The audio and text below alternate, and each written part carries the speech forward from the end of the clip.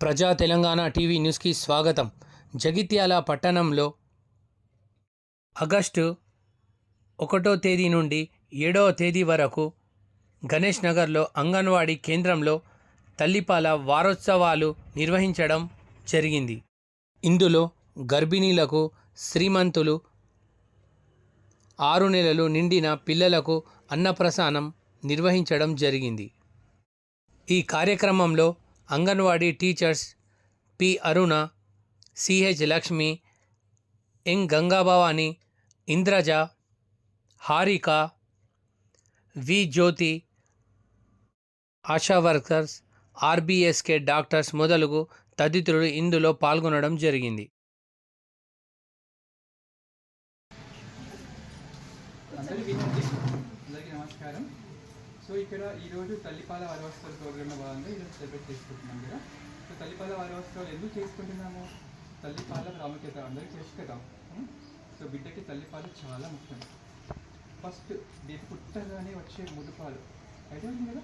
So అవి చాలా ముఖ్యం. సో అందులో బిడ్డ పెరిగినప్పుడు వ్యాధి నిరోధక శక్తి బాగా పెరగడానికి కావాల్సినటువంటి పోషక పదార్థాలు దాంట్లో ఉంటాయి. ఓకే.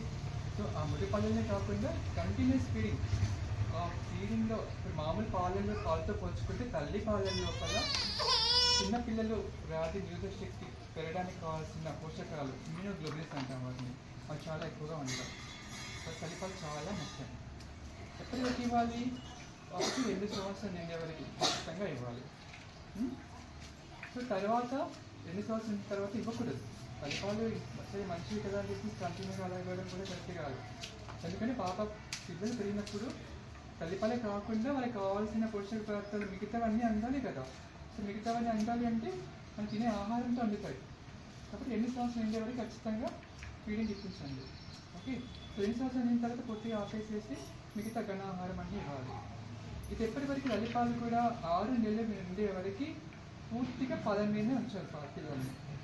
కేవలం తల్లిపాలు మాత్రమే.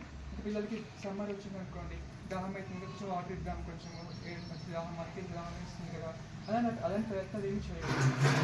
పాలలోనే పాపకు కావాల్సినటువంటి నీటిలో ఉండే లవణాలు కానీ నీరు అన్నీ కూడా పాలు. ఓకే. సో 6 నెలలు నిండే వరకు